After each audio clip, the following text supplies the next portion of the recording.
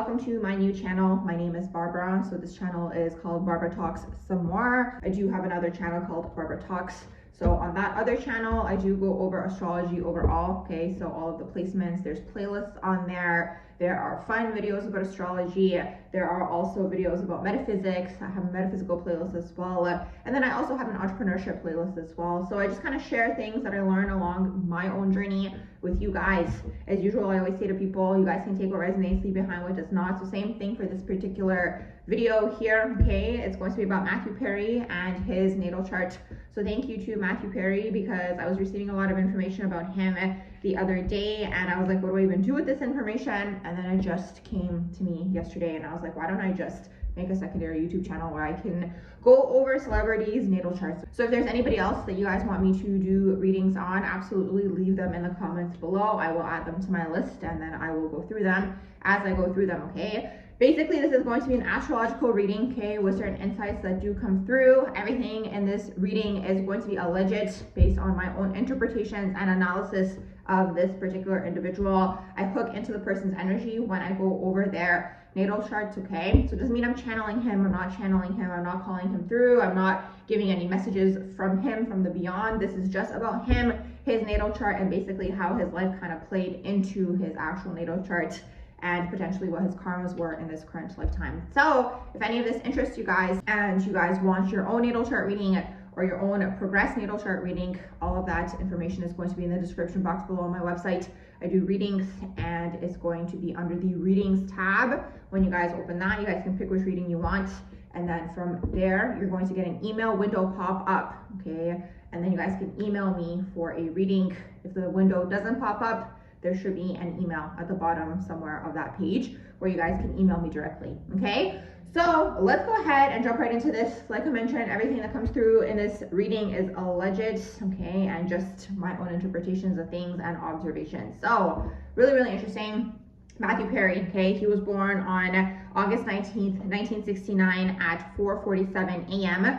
in North Adams, Massachusetts, okay? And then he crossed out on the 28th of October, 2023, okay? So this right here is already really, really interesting, okay? Because the first thing that I noticed personally was he was born on a 1 day, okay? So 19 adds to 1, and then he crossed out on a 1 day as well, okay? So when I saw this, I was like, okay, cycle complete. When I see this happen to people, and this is just my own observation, once again, this isn't a rule, this is just something that I have noticed. So what I've noticed is when this takes place for individuals, it's kind of like they're closing a loop, okay? A cycle is complete. You were born on a 1 day, cross out on a 1 day, okay? And you guys will notice in your own lives, okay? So we have a day number in numerology, and then we also have the life path number in numerology. I'm sure maybe some of you guys have heard of these things. I know out there's people who do gematria. So those individuals, it's something a little bit different than the type of numerology that I'm talking about here. Once again, it's very, very surface level, just some observations that I like to make between the actual birthday life path and the overall astrological chart, okay, to see if there are any themes here. So he was born on a 1 day, okay? So this is really interesting to me because usually people who are born either on 1 days or 1 life path, okay, these individuals are here to start something new, start some sort of new cycle. They're leaders, they're starters, but it could very much be that loner type of vibe, right? Because the lifetime is about the self, figuring out who you truly are as an individual in this lifetime and what are you here to do, okay? So that is the overall 1 day number and 1 life path number, okay? So we're reducing all the numbers to single digits except the quote unquote master numbers, okay? Then we have his date of birth, okay? So all that adds to 7. I find this really interesting as well because 7 is another type of loner energy as well. These people are going to be highly intelligent, highly intellectual, but they're always going to be a little bit like eccentric, like a little bit out of the crowd, right? They feel like they don't really fit in, okay? So it's interesting because he himself called himself a loner, okay? That's in his own words. So he called himself a loner. So with that being said, right, it fits perfectly into that 1 day number, 7 life path. I found that to be really, really interesting. And then now we're going to be going into the astrological part of the reading. The way that I do my natal chart readings is I go over first impressions first, okay? So whatever jumps out at me when I first pull up the natal chart, from there, it's a flow. Toward the end, I go through each of the houses, planets, and signs. If I haven't touched on those already, it might be a little bit different compared to how other people do it, but I kind of bounce back and forth between things depending on what my attention has been drawn to, okay? And once again, this is how I do my own personal natal chart readings as well, okay? So really interesting, because when I first pulled up his natal chart, actually before I even get into that, interestingly enough, the first thing, so what's really, really interesting was I was actually out when I found out. Somebody messaged me and they told me that he crossed out. And I was out during that time, so I wasn't on social media. I didn't see anybody's post or anything about that, but it was interesting because as soon as I heard the news, right away I hooked into dark energy, lower astral beings, okay? So I found that to be really, really interesting. And then later that evening, I was like, okay, let me just look at his Instagram. And this is, again, before people started posting on social media about all of the quote unquote things that he was posting on his page. The reason I'm telling you guys this is that basically when I tapped into it, it didn't have external influence from other people's opinions, right? So I went through his posts and I saw all of his Matman posts, and right away I hooked into lower energies, okay? So this is just my own opinion, energetic opinion, okay? Based off of my own energetic repertoire, okay, of other people and their experiences, and hooking into what that energy feels like. For his particular energy, it really did feel like to me that it was an overdose, allegedly. This is just my own opinion. Maybe it was, maybe it wasn't. But overall, like his last few posts, like they very much did feel to me lower entity influenced, okay? So what tends to happen with individuals when they do any sort of substances, and this is all substances, by the way, okay, this is going to be all substances. So when people do any sort of substances, okay, basically what happens is you get opened up energetically, okay? And most people don't really know how to kind of pull themselves back into their body, right? So a lot of the time, these people are already a little bit out of body. You guys might be interested or curious or bored or whatever it is, but there's some sort of predisposition there where you kind of have the inclination toward substances. Then boom, the energetic field opens, and then lower vibrational darker entities attach and hook into your energetic field. I am not trying to spread fear or anything of this sort. This is just what happens energetically and metaphysically when you open yourself up energetically. And people open themselves up like throughout your entire day, right? You're opening yourself up energetically sometimes without even realizing. So a lot of things that take place in this world overall are kind of taking place to open people up energetically, so these lower vibrational beings and entities can kind of hook into your overall energetic field, and they're trying to pull you down into your lower chakras, into those wounds.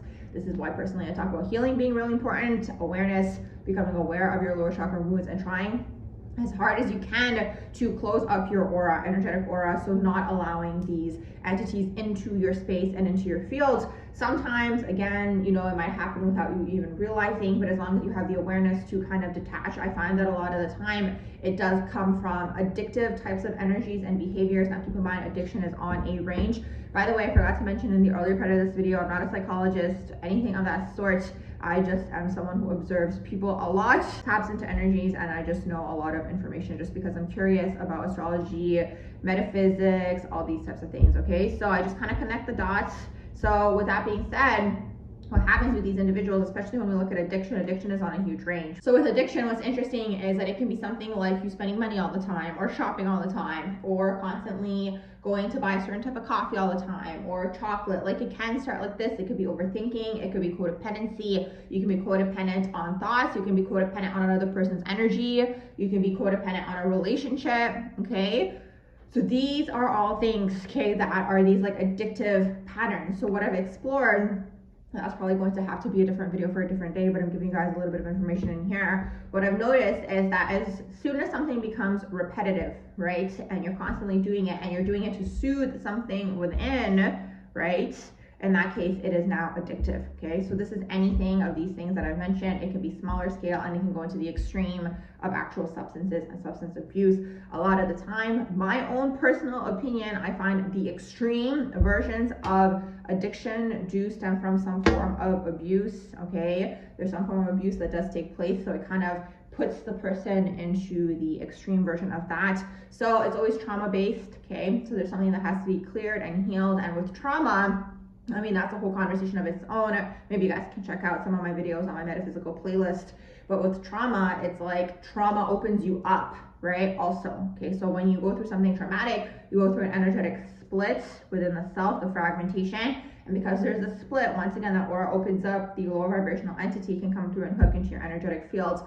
And it's like, again, this energetic entity, the darker entity, the lower vibrational entity is going to push you, right, to do these things, right? So that's really what it is. I'm not trying to take the responsibility away from people. That's not what I'm saying here. I'm just saying that this is actually what happens. So with Matthewperry, what's really interesting with him, even when I tapped into him energetically and then I hooked into his energy, it's kind of like there's these two individuals, right, that are taking place. There's him and his higher self version, right? And then there's the darker entities that have perhaps latched onto him. I mean, there's so many more things that I probably can't even say in this video that, you know, comes from a higher up connected family, okay? If you really think about it, I mean, his mom was a secretary, right? So that should just be enough indication already as to who these individuals are. They're all part of the same club, and certain things take place within this club to keep certain people under control. That's pretty much as far as I can go with saying that, right? So a lot of these control, quote unquote, mechanisms are trauma based, right? So already from a young age, these individuals have the open energetic fields,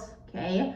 And again, you know, when you're unaware and you don't know that this is taking place, it might lead you into certain directions to maybe do this thing and do that thing. And, you know, another thing too, going back to the addiction thing, is like, with addiction also, the whole thing there is like, yes, it can be you trying to soothe something, trying to cover up a trauma or something that may have taken place, but it could also be the absence of love as well, okay?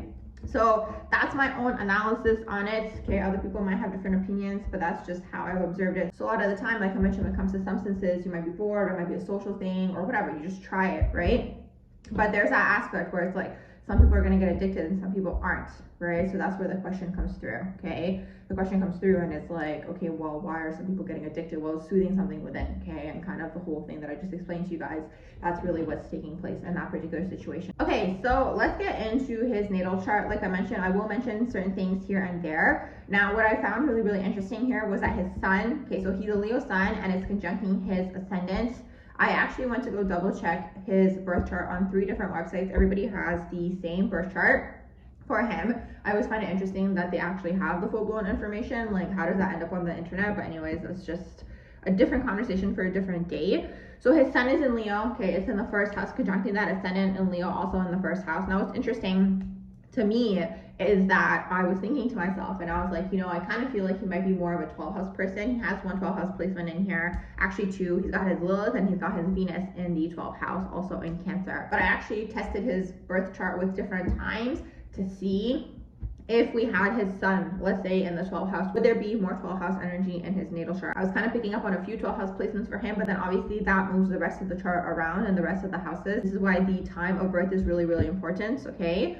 So with that being said, okay, when I checked that, I was kind of like, well, the rest of the chart doesn't really make sense. So maybe this chart is actually accurate. We're going to go based off of this actual chart as if it is accurate, okay? The whole reason I was thinking that he was maybe a 12th house sun and maybe had a little bit more 12th house energy in his natal chart was he kind of always gave me the vibe of someone who was kind of like lost in the shadows and the background. Like, even though he was someone who was like well known and a celebrity, there's this aspect of him, right? Like, I don't know about other people when they watch Friends, but when I watch Friends, like, he wasn't the main character, you know? I guess other people connect with certain characters like for different reasons, but it's like, I don't know how to explain it. Like, sometimes I pick up on people, right? Like, okay, it kind of feels like this person's going through this. Like, he must have been really good at hiding it when he was on the show. But I found it really interesting that even though he's kind of like this like front person, he's kind of still like in the shadows. And I feel like that was maybe one of his complexes throughout life, that like, again, you know, even he said it in his own words, he got what he wanted, he did his prayer, but in the end, it's like he still wasn't seen. Do you know what I mean? And to me, that kind of feels very 12th house sun. And not to mention the whole, his father being absent as well. So that's still a potential there, okay? That's very much potential there. The other reason why I thought he had a bunch of 12th house energy was the fact that he spent a lot of time in and out of hospitals. But my analysis for that later on was that unconsciously, that was the way that he was getting the attention from his family and the attention from his parents, was when he was in a hospital, okay? So there's that layer of the story as well. Unfortunately, everything comes down to the original 2 caregivers, and we do see that in a natal chart. And the whole thing here is like, if you don't resolve what took place between all of you guys, right, and your own internal then masculine feminine energy within, you're probably going to be spending a lot of your time trying to resolve that and playing that out in different situations and circumstances. So that was my thoughts. Okay, I thought maybe he had a bunch of 12 house placements, but he doesn't. The current natal chart that we're looking at kind of makes sense in a way, because he's got his sun in Leo, it's in the first house. The Venus is in Cancer in the 12th house. So that's that karma, okay, around relationships, not being able to find that relationship, okay? And it's really, really interesting because a lot of the time he would say things like, even on friends, I'm gonna end up alone. And it's interesting to see because a lot of those clips have been circulating since. And I was thinking to myself, and I was like, you know, I feel like he really believed it, you know? Like there's an aspect of acting, right? Where it's like there's something in the character that resonates with you, you know? And it's like you pick that character for a reason and you're able to act them. But then there's the other aspect of it where it's like you act them for so long that like you also become them, you know? I just like kept hearing like art imitates life or life imitates art, whatever that quote is. That's kind of what I kept on picking up when it came to him, was like that exact like paradox, right? Like that would be something really, really interesting to explore. But overall, you know, when we look at acting, it's interesting. He's got a Scorpio moon. I mean, that's a whole conversation of its own, but we'll get into that in just a second. So he has his Venus in Cancer in the 12th house. So let me tell you guys, like at first glance, what I picked up on him, I actually wrote about this on my Instagram story as soon as he crossed out, because the first thing that I noticed was that one day number that he was born on, and then the crossing out one, okay, so the completion of the cycle. Then I noticed his moon in Scorpio 4th house opposing, okay, his Saturn in Taurus in the 10th house. Now, what's really, really interesting with this particular opposition is that sometimes, I'm not going to say all the time, I'm not trying to speak it into existence for you guys if you have these placements, but sometimes this energy can be a divorce between mother and father, okay? Moon being mother, Saturn being father. Saturn is usually the dominant masculine role in your life. The moon is usually the mother, okay? The dominant feminine role in your life. Sometimes the roles are reversed, okay? But overall, you can look at it as dominant masculine, dominant feminine role in your life. And what was also really, really interesting to me was the fact that he has moon in Scorpio 4th house conjuncting his Neptune in Scorpio 4th house. So there is that addiction, okay? So if you have one of these placements, definitely watch out when it comes to addiction. Moon conjunct Neptune. You might have addictive tendencies. You might have overall codependency issues when it comes to relationships. And it's interesting because these are things that I noticed before I listened to his audiobook. I listened to it after, which was really, really fascinating because my initial thoughts of him when I looked at his natal chart were basically confirmed. So the moon in Scorpio opposing the Saturn in Taurus, right? That could be divorced parents. It could also be oppositional beliefs when it comes to the mother and the father, creating a conflict within the child. And then basically I picked up on him having emotional issues with the mother, okay? So emotional unavailability. Scorpio moon always struggles with something when it comes to the mother. Emotional unavailability, covert emotional manipulation, covert emotional abuse, emotional neglect. Okay, it's always surrounding the mother, okay? And then it's opposing the Saturn. And then what I picked up on for that was basically him kind of living his life trying to make the father proud, trying to get the attention of the father. And it's interesting, you hear his audiobook and he talks about this, how he moved to LA to be a star like his dad. Now, that being said, another thing that I picked up on for him was the fact that in a way, so everyone clears generational trauma, or you have the ability to clear the generational trauma for the family line, right? So for him, he had the like desperate, I don't want to say desperate, but he says it himself, right? He had the desperate need and desire to be famous, okay? To the point where he made his prayer. So what I was thinking, or picking up on at least, was the fact that he was actually clearing that for the family line, okay? So that's something that was a desire throughout the family line, because the father also wanted to be an actor. I notice this a lot of the time when I look at public figures who are born in Los Angeles.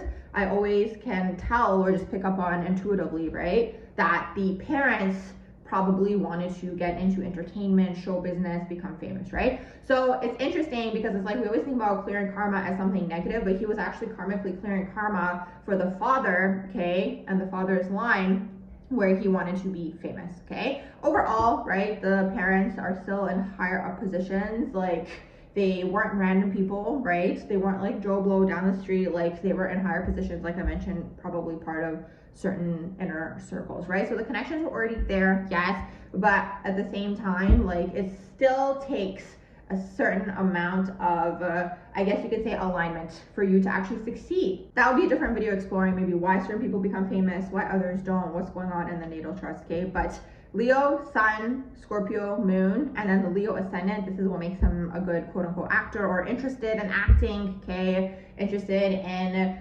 hiding, okay? So here's the thing. Scorpio moon people are usually hiding behind something, okay? It's interesting, he kind of transmuted that energy toward the end of his life, okay? So there was that part of the karmic contract that was also completed, where it's like he was actually kind of meant to come out of this like character or caricature of himself that he created. He talks about that in his book as well, absolutely, right? But that was part of the karma for him to complete as well, okay? So there's that aspect of it as well, okay? Transmuting the Scorpio moon. Also transmuting the issue, so kind of like the emotional absence and unavailability of the mother. You'll also see how this manifested, because he talks about in his book about how he, you know, was kind of there for the mother, stepped in for the mother. He kind of took on the role of being emotionally available for the mother, but that actually comes from the mother being emotionally unavailable for him, okay?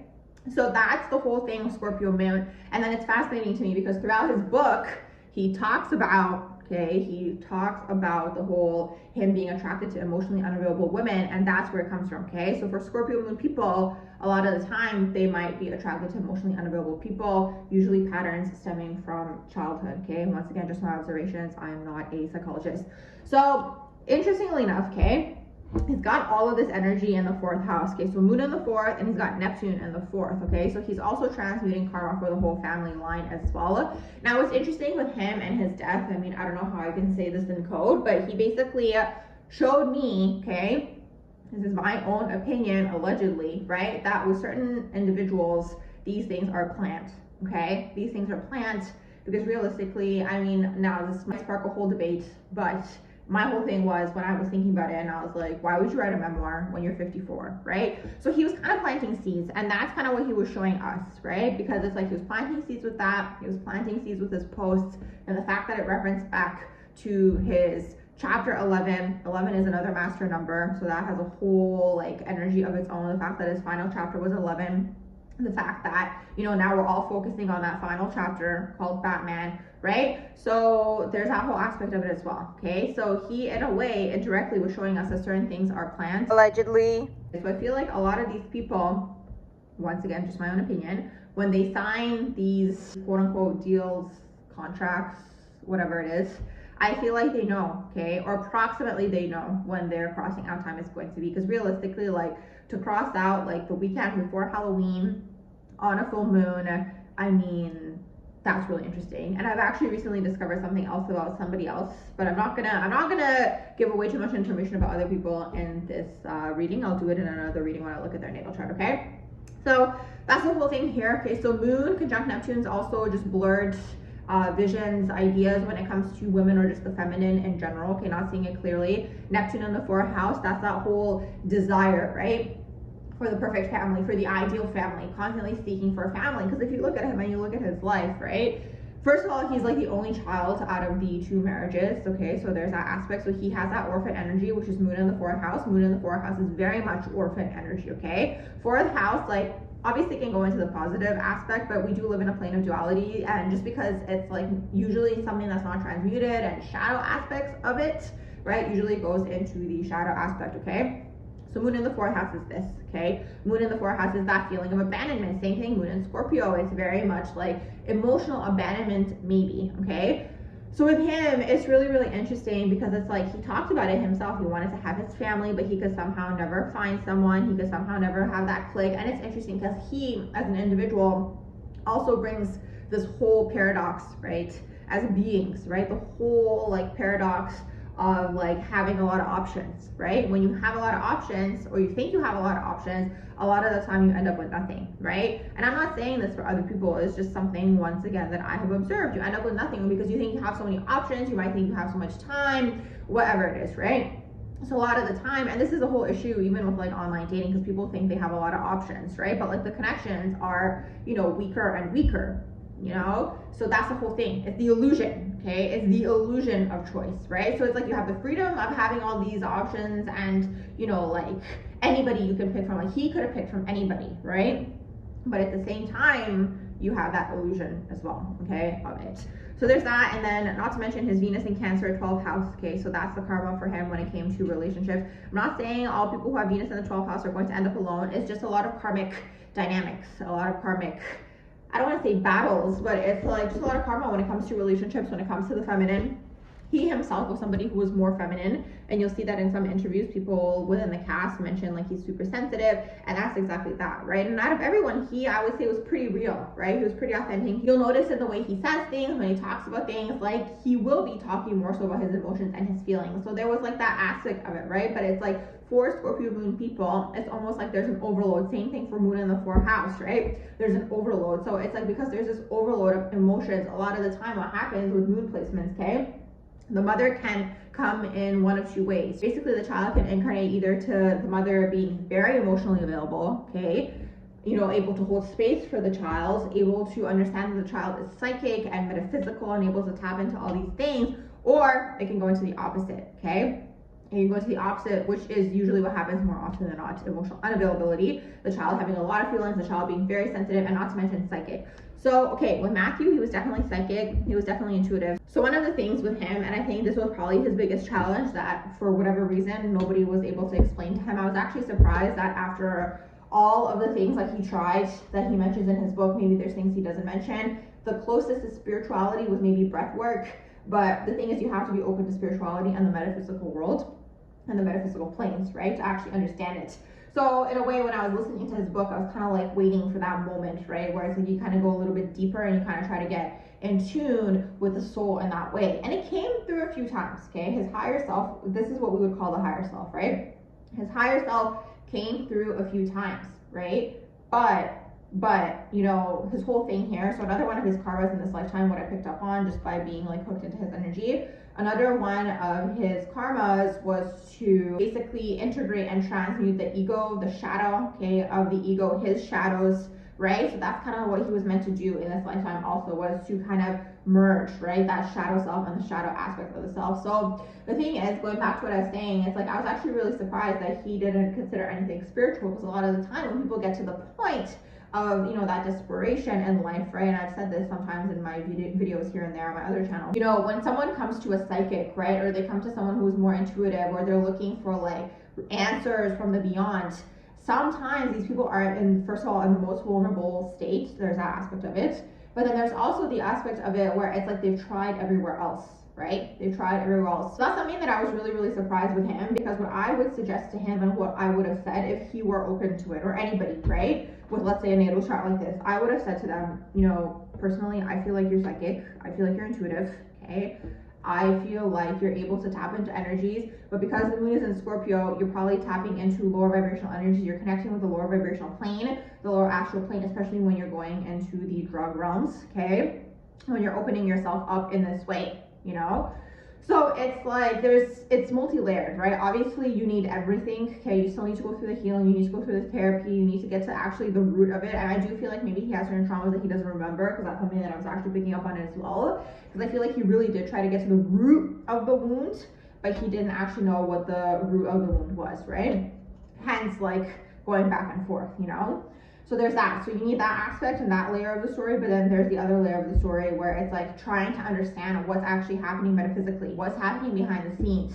Why are you kind of going into maybe like deeper and deeper darkness, okay? And this is because of the fact that, you know, on this plane also, there's a lot of dark energy, there's a lot of darkness, there's a lot of shadows, a lot of shadow traits, and just the fact of the plane. Some people might not want to hear that, especially when we look at New Age, everything is like love, light, and butterflies, but it's like this plane, right, is very, very dark, right? I mean, you know, what we see, what's been happening in the world these past few years, that's just the overall example and manifestation of the plane, right?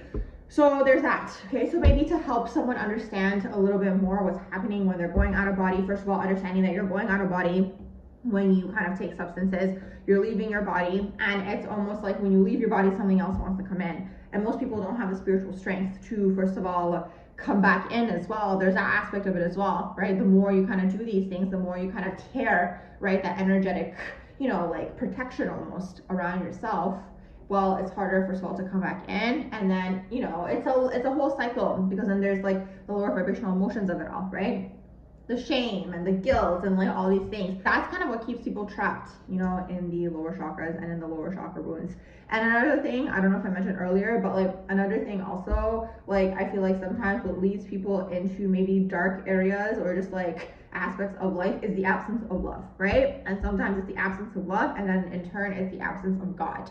So that's another thing that I was curious to see also within his book, which is interesting. Once again, he had those moments of clarity where he would mention God, right? And he had that one moment where he talked about in the kitchen, you know, and he saw, right? He's like, God, if you're real, I don't know, I'm paraphrasing here, okay? I might not be saying it word for word, but I found that really, really interesting, because that's another thing that I was kind of looking for and waiting for in his book, right? So it's interesting when we look at religion and God and the creator and source, a lot of people, you know, might think it's outdated, right? Or like they kind of look, you know, down on religion, or they think it's something negative. But if we look at the roots of all religion, it's spiritual, right? So there is a higher force here, right? There's something that is connecting us into that higher vibration. So when you cut yourself off from that, right? Well, then you're connecting maybe with the lower vibrational planes, going deeper and deeper into these holes, deeper and deeper into the shadows. And then you might struggle to transmute. So that's what one of his largest struggles, I would say, was in this lifetime, was harmonizing the shadow self, right? The dark side of the self, harmonizing that particular ego. And that's what I would say is one of his karmas that he was meant to break through in this lifetime, okay? That was one of the biggest ones, what he was meant to break through in this current lifetime. So back to the natal chart. Now, another thing here, what I talk about a lot of the time, is the abundance of 4th house energy, okay, being conjuncting the IC, opposing the midheaven. For him, it's partially conjuncting because he does have it in Scorpio.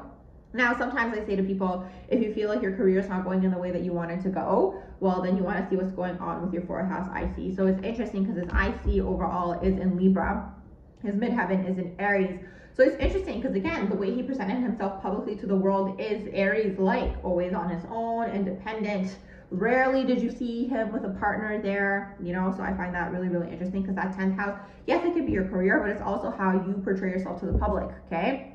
We have that aspect of it as well. Now, another thing that I found really, really interesting for him as well was the fact that his 12th house overall was occupied by Cancer, okay? So when we have the ascendant in a sign, okay, and then we have the 12th house in another sign, well, the 12th house is going to tell us a little bit more about how you unconsciously behave, okay?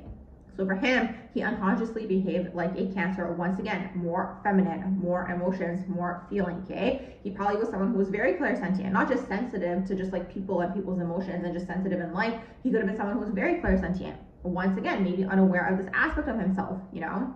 It's interesting. In his book, he does mention him being needy and these types of things.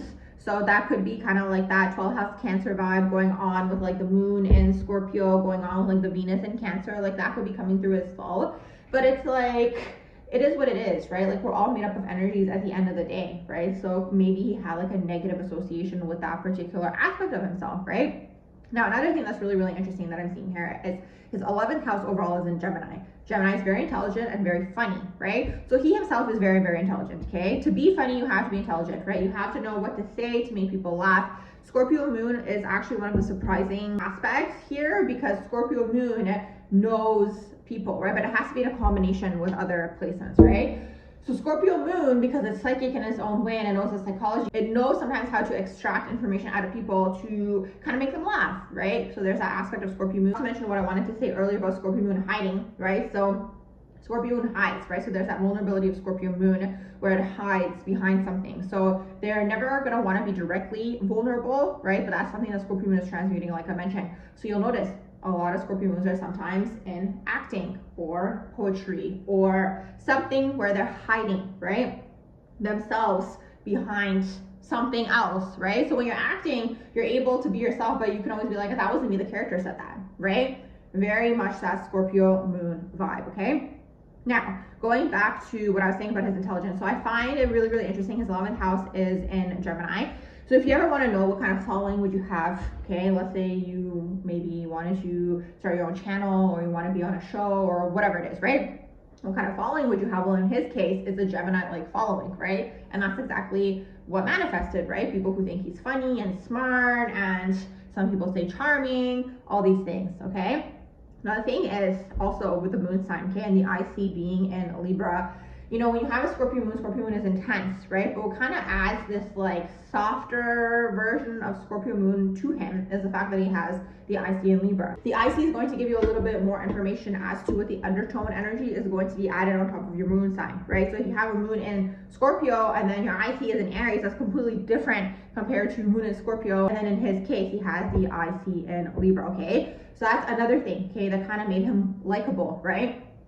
Charming, funny, okay? Kind of made him a little bit softer. I don't want to say softer. Softer is not the word, but it's more like, it's not even passive. It's just like Libra is likable, like is really what that is. Like they're kind of like not like overly confrontational. They're not here to fight people. They're not here to like start mass arguments. You know what I mean? So that's kind of what added a little bit more of that softness, I guess, for lack of a better term, to his moon in Scorpio, right? Because moon in Scorpio can be intense sometimes. So always, you guys want to check that in your natal charts as well to see what's going on with that. Another thing here in terms of his intelligence, and this is kind of where he may have struggled a little bit, is his Mercury conjunct Pluto, okay?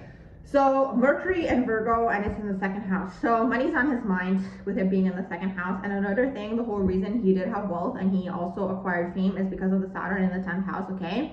This is one of the wealth placements, is also fame, but also Mercury in the second house. You want to build, you want to get to where you want to go, right? He has Mercury in Virgo. So Mercury in Virgo can go into overthinking, going too much into the mind. And he says it himself. He was afraid of being alone, probably because he would go too much into his mind, into his crown. Once again, you know, the whole thing to understand here is sometimes when you're going too much into the mind, sometimes these thoughts aren't your own, you know?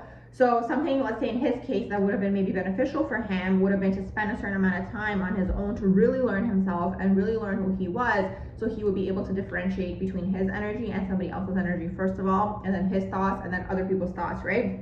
Because it's like, again, if you're energetically open, you can kind of look at it as like your crown is open to whatever is floating up in the astral, right? And whatever's in the astral is everybody, right? And then sometimes other things are planted in the astral, but I mean, that's a whole conversation of its own, okay? I kind of plant seeds in these videos so you guys can kind of get those thinking wheels turning. So the only way to overcome these types of things is to really develop something what I would call a strong solar plexus chakra. Really learn who you are, okay? Really have, again, strong boundaries in all realms, okay? So for him, he's got his Mercury and Virgo. So Mercury and Virgo is a struggle because you can be very critical. You can go too much into the mind. And then when you're in the mind, well, then you can struggle to kind of be in the physical reality, right? And you can become very critical of the world, but usually of yourself, okay? So that's the whole thing here with the Mercury and Virgo. He could have been very, very critical of himself. He could have been overall very, very critical of the world. Maybe this was something that he didn't kind of put out there. And he does have something we would call an interception. He's got Virgo occupying 2 houses, and he's got Pisces occupying 2 houses as well. He's got Virgo in the 2nd house and Virgo in the 3rd house. And then he's also got Pisces in the 8th house and in the 9th house. So that means he has 2 other signs that technically don't have a house. By the way, this is in the Western Placidus system. And now what's really, really interesting, and maybe this is kind of where his whole vibe, what I was saying earlier about the sun maybe being in the 12th house, maybe this is where him kind of being in the shadows comes through, is because his IC, okay, the 4th house, technically, when we would look at the interception, the IC would technically be in Scorpio, and then the midheaven would technically be in Taurus. And I found that really, really interesting because I know a lot of the time Leo ascendants do end up having the IC in Scorpio and then the midheaven in Taurus. Usually not everyone, obviously depends on the degrees, and in this particular case, this isn't his case, but it's intercepted. So that adds a whole different layer to the story, right? Because that now adds double of the scorpionic energy in the 4th house. And with interceptions, the energy is swallowed up. That's really what an interception is. So the energy doesn't have an outlet, okay? So now, oh my gosh, this is adding even more layers to his story, because now you can also have intercepted planets, okay? So his moon is technically intercepted, his Saturn is technically intercepted, and he also has his Neptune and Fortune that are also intercepted, okay? So it's kind of like when you have an interception, you have to work harder to pull the energy out, okay? When you have an interception, when you're growing up, you know, maybe the energy isn't acknowledged, maybe it's not appreciated, maybe the parents are just different than you, right? So that's what interceptions are all about. And then, like I mentioned, you can also have planets intercepted as well. So for him, he has his moon intercepted, so his emotional world is intercepted, okay? So that's kind of like shoved off to the side, right? That's what an interception is. Neptune is intercepted, okay? That's where you kind of have the illusions and the delusions coming through. Saturn is intercepted, and then he also has got that Fortune intercepted as well. It's really, really interesting because for him, like, kind of, I think what pushed him is this deep desire, right, for the fame and the recognition, which is that Leo energy within, which is kind of like he was willing to do it at all costs. And this is another way of how we can transmute the energy in our natal chart as well, because it's like with this interception, like Saturn being intercepted, like, and it's in the 10th house, right? You have to work harder to pull the energy out. So we're not always restricted by our natal charts. You can work hard, but sometimes you might have to work harder to kind of fight the energy that's in your natal chart. That's kind of how I see astrology. Astrology is a tool to help us know ourselves better. By the way, I don't do predictive astrology. I just kind of analyze it like this. But that's the overall thing here, okay? So he's got this whole interception going on, and it's like because it's intercepted, it's swallowed up. So the moon, mother, Saturn, father, right? Two main caregivers intercepted. And it's interesting, he talks about that in his book from, you know, day one, how he was on the plane by himself and he was always alone. And throughout his life, he kind of carried this wound. Even though toward the end, you would say that he was surrounded by his family, but you would see here and there, right? It's that inner child, the wounded inner child. Oh, how I wished, you know, my family would come together for this, my two parents, right? That's that Neptune in the fourth house, always dreaming and wishing, right? Sometimes Neptune in the fourth house people, they can go two ways. They can go in the direction where he went, right, where he was just maybe dreaming about it and never acting on it, or sometimes these people can have children very early in life, okay? They can very much have children very early in life, or like kind of try to create their own family, because it's like we're always kind of trying to heal ourselves, right? So sometimes if the wound is that deep, right, so sometimes when people have that wound and maybe they didn't have the family they wanted and they spent a lot of time dreaming about it, especially Neptune in the fourth. Like Neptune in the fourth a lot of time is on their own. A lot of the time maybe they're off in their own room dreaming, oh my gosh, I wish my family was like this and I wish my family was like that, because wherever we have Neptune, we kind of escape through that particular area. So you'll see that this kind of carried throughout his entire life. And also moon conjunct Neptune, right, and Scorpio. This is a hidden aspect, especially because it's intercepted, right? Hidden aspect, hidden addiction. Everything was hidden for him for a long period of time, okay? I will slip in here that maybe there's something going on with his sexuality as well, just because Neptune and Scorpio is the overall generation, but I'm not going to go into that too much, but I'm just going to leave it there, okay? Because Neptune and Scorpio generationally, you'll notice, okay? A lot of these people, you know, when they were born, for him it was 1969, right? We also sometimes have to look at the energy when the person was born. So a lot of these people, when they were born, it was the beginning of the 70s. Right? So beginning of 70s, the sexual liberation, sex, drugs, and rock and roll, right? That's very much that Neptune and Scorpio, right? A lot of experimentation, a lot of things, okay? So that's Neptune and Scorpio. And the sign in here is generational, okay? The house is going to be how it affects you for the generational planet. So that's going to be from Saturn onwards usually, okay? So that's what's happening with his Neptune in the fourth house. And again, you know, in his natal chart, like this, I would say is like the major wounding, right? This is the major wounding. This is kind of what the root of everything for him was, okay? When I look at his overall natal chart. Coming back to the Mercury conjunct Pluto. So Pluto overall is a generational planet, okay? He falls under the Boomers 2 generation. Maybe if you Google his date of birth, maybe he would fall under Gen X, okay? The whole crew, like the Friends crew, maybe would be more as elder Gen Xers if you look at Google, but we're looking at astrology here. So astrologically, he falls under the Pluto in Virgo karma. Everybody has a karma as a generation as a whole. They incarnate into clearing. So you're clearing it generationally, you're clearing it for the collective because it's something you're clearing and healing. Every generation is clearing something, and every generation is more advanced than the last. And then also you're clearing it for yourself, and then you're clearing it for your family line. So he's got Pluto in the second house. This is transformations and changes around his finances. So I wouldn't be surprised. It's interesting because it's like, okay, he did friends and he basically had royalties for his entire life, okay? That's Saturn in the 10th house. That's kind of like Saturn blesses you in the area where you have it, okay? So you'll see a lot of public figures end up having maybe Saturn in the 10th house. Doesn't mean that everyone who has Saturn in the 10th house is going to be a public figure, but a lot of public figures do have Saturn in the 10th house, right? Because it's like it's over an extended period of time. Saturn is something that rewards you energetically, okay? Saturn rewards you the harder you work towards something, the more you're climbing, okay? Because Saturn is the climber, and this Earth overall is very Saturnian, okay? It's very, very Saturnian down here. Sometimes to me feels like Earth is ruled by Saturn. Once again, a different conversation for a different day, okay? So it's interesting because he has Saturn in the 10th house, so this could also be the area that maybe he felt restricted in, okay? So I don't know if he mentioned this, but maybe when he was growing up, okay, the father restricted the area of finances, okay? They did divorce, so maybe he went off and maybe he didn't pay. There could be this, okay? Something of this sort maybe taking place. That could be Saturn in the 10th house because the father or the authority figure restricted the area of finances, okay? But overall, maybe Saturn in the 10th house, maybe his finances were restricted, okay? I'm not going to go too much into what that means. Some of you guys might have to read between the lines with that. Maybe another authority figure restricted his finances as he grew as well, right? So there could be this. But overall, because he does have Pluto in the second house, look at this, okay? He's got Pluto in the second, he's got Mercury in the second.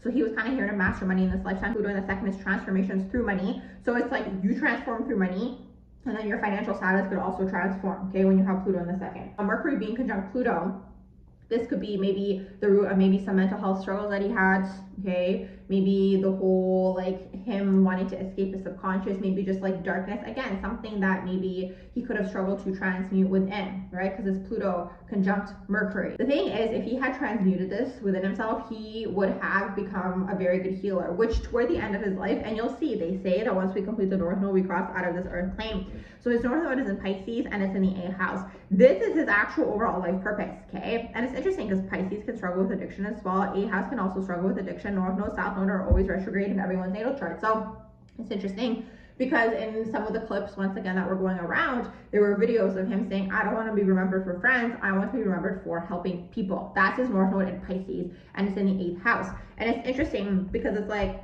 regardless of whether it was quote unquote planned or not, it doesn't matter. I just feel like when I say planned, I just feel like certain people who are the quote unquote illuminated ones have certain codes to this quote unquote MATRX.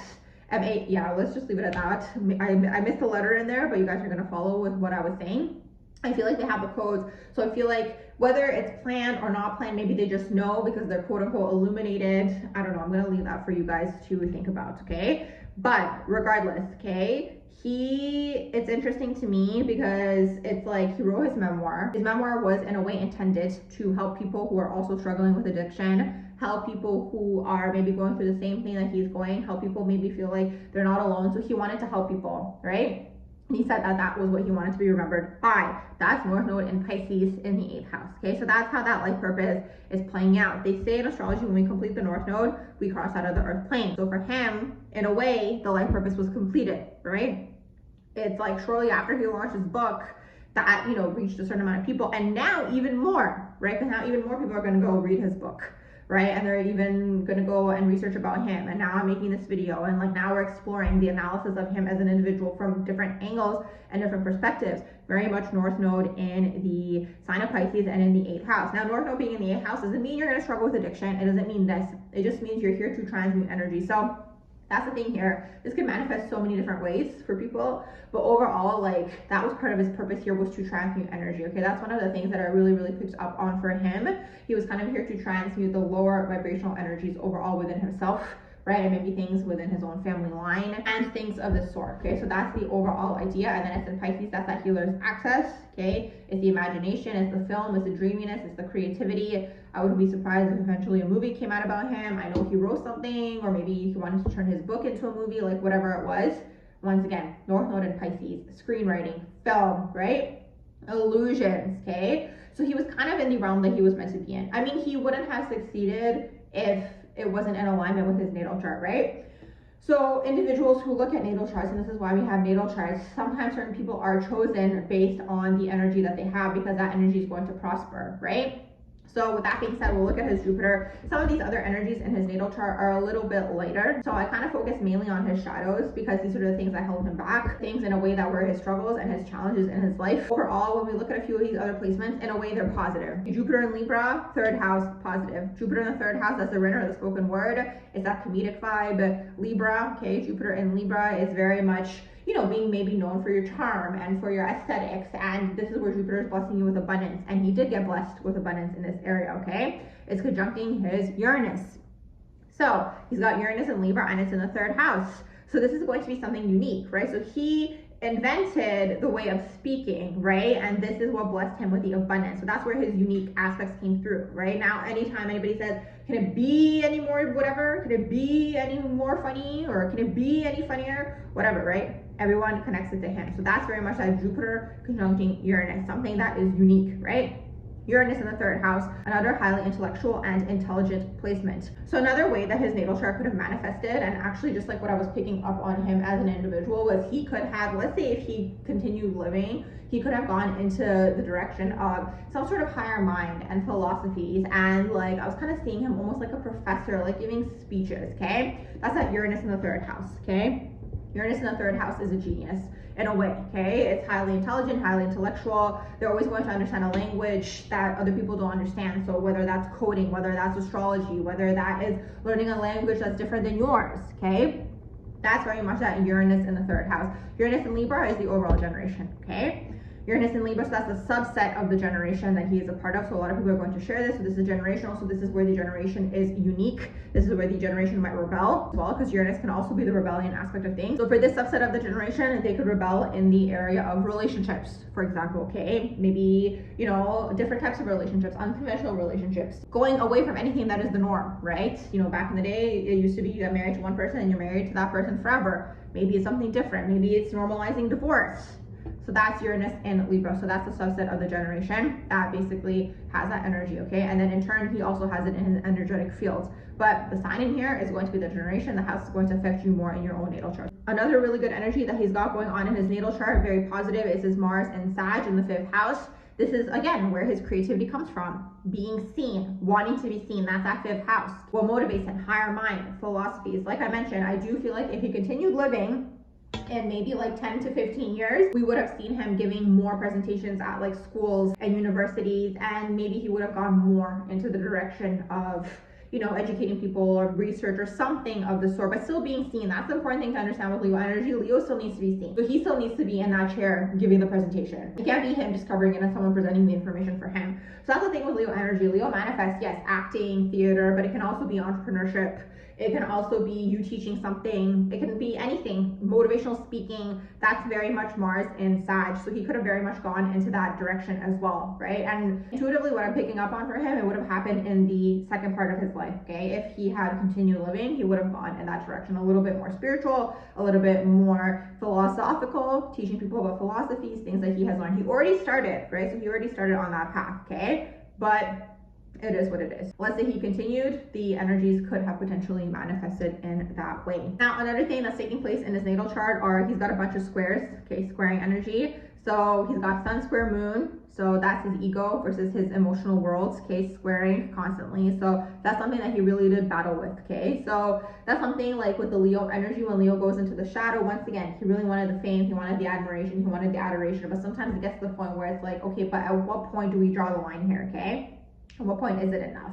So that could be something that he was battling internally. Moon and Scorpio could have been pulling him more into the depths of life, more into more feminine energy. Doesn't matter what gender you were born into, by the way. This is the energies that we have within us. The feminine energy is the feeling, the nurturing, the intuition, the psychic gifts and abilities. Also has Sun square Saturn, okay? So that's kind of like conflicting energy also when it comes to the father, and then in turn, his own internal masculine energy within. The father could have been narcissistic with the Sun being in Leo, allegedly. This is just based off of the natal chart. Doesn't mean all of a sudden Leos are gonna have narcissistic fathers. It's just that the Sun can represent the father. Sometimes the Mars can represent the father, and also the Saturn can represent the father, okay? So having Sun square Saturn, the father could have been conflicting in a way, right? One day it's like this, one day it's like that. Things are very different. And he's got Neptune squaring his ascendant, okay? Neptune squaring the ascendant, body, not seeing your body clearly, issues around the body. So we saw his weight fluctuate a lot. This does tend to happen for Scorpio moons as well. Once again, it's from absorbing the energy, okay? But also when we do have aspects to the ascendant, you don't see yourself clearly. So there's that aspect of it as well. He's got Venus squaring his Uranus. So this is very unique, okay? Anytime we have a Uranus aspect to anything,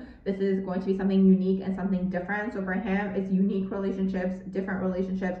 Overall, right, this is an area and category that he struggled in, okay? So when you have Venus squaring the Uranus, okay, or any sort of Venus-Uranus aspects, your relationships are going to be different, and it's going to be something that's different than the norm, okay? Whatever the norm is going to be different than the norm. He also has his Venus squaring his Jupiter. This is interesting to me because this is, once again, his relationship area, okay? So one of his challenges in his lifetime were his relationships. I mean, once again, he has verbalized this, but you see this in the natal chart as well with the Venus, especially being in the 12th house, and then aspects to the Venus, and then maybe struggling to actually enjoy the relationships. And then it's interesting because it's actually conjuncting his Lilith as well, okay? So I wanted to touch on these asteroids as well. So it's conjuncting his Lilith, okay? So when we have Venus conjunct Lilith. Lilith, you guys can look at it as Scorpio's little cousin, okay? That's the Lilith vibe, okay? It's the shadows, it's our shadow self, it's things that we have to integrate. So for him, he has it in Cancer and he has it in the 12th house. So basically what this signifies to me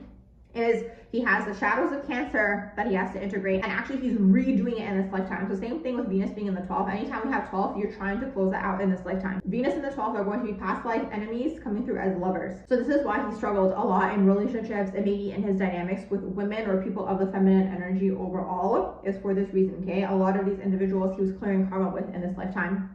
Now, having Lilith in here, Lilith in Cancer could be emotional manipulation, you being emotionally manipulative, or, you know, like when people are kind of like, oh, like, never mind, like, you're not listening, you know, like that type of manipulation. So that could very much be Lilith in Cancer. I'm not saying this is him, but this is the vibe of Lilith in Cancer, okay? Emotional manipulation in any way, shape, or form, whether that happened to him or whether this is a shadow that he had to transmute within himself. He does have Lilith in the 12th house. So these are going to be the overall shadows, right? The unconscious that he was kind of here to transmute, the lower subconscious, the shadow traits, right? The addiction, okay, is also another thing for the 12th house energy. Escapism, because another thing with addiction, like I said, that's a whole video of its own.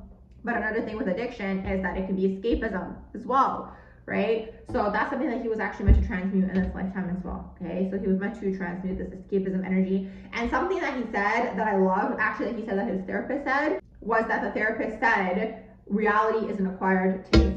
I have never heard a more 12th house thing in my life, okay? Because it's so facts, right? So that's the exact thing, okay, that he was meant to kind of transmute or come to terms with in this particular lifetime, okay? He's got Chiron in Aries in the 9th house retrograde. So this energy retrograde, basically retrograde here means that you're either relearning, finishing it again, and the energy is more so internalized versus externalized. So wherever we have Chiron in our natal charts is the area that we are healing through, okay? So he's healing through Aries-like things and is healing in his 9th house.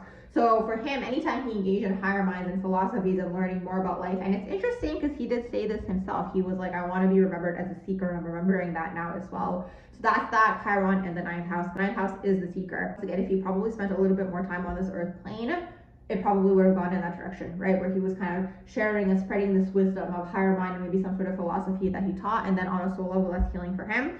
Chiron in the sign of Aries. So he is healing through Aries like things. Once again, it's interesting because this is the independence. So this lifetime was really about figuring himself out, knowing who he was, you know, developing that strong solar plexus chakra, but not being too selfish, right? There's that aspect of Aries as well when he can be too selfish. But like still, you know, sometimes when I see Aries in a natal chart or like even first house, what this says to me is this person didn't get a chance to do that in a past life. So they come through in this lifetime to basically actually learn themselves and be on their own and figure out who they truly are. So that's all healing for him because Chiron is in here. Fortune. So fortune is another placement that's intercepted for him because it is that energy that's swallowed up, but it doesn't seem like it was a struggle for him. This is the area where you can make money through. He has Taurus in here and he has the 10th house. That's wealth, that's money, that's building. That's quote unquote leaving a legacy behind. And then he has it in the 10th house. Okay, so that 10th house is also building, you know, fame, getting to those higher heights, celebrity status overall, climbing the higher echelons of society. All these things for him are going to activate abundance. Okay, and activate abundance he did. Despite it being intercepted, see, this is how you can kind of turn sometimes a negative into a positive. Despite it being intercepted, he still managed to activate the abundance that he had in his natal chart. So with all that being said, I'm going to wrap up this reading here. I hope you guys enjoyed it. If you did, please do like, share, and subscribe, and I hope you all have a beautiful rest of your day.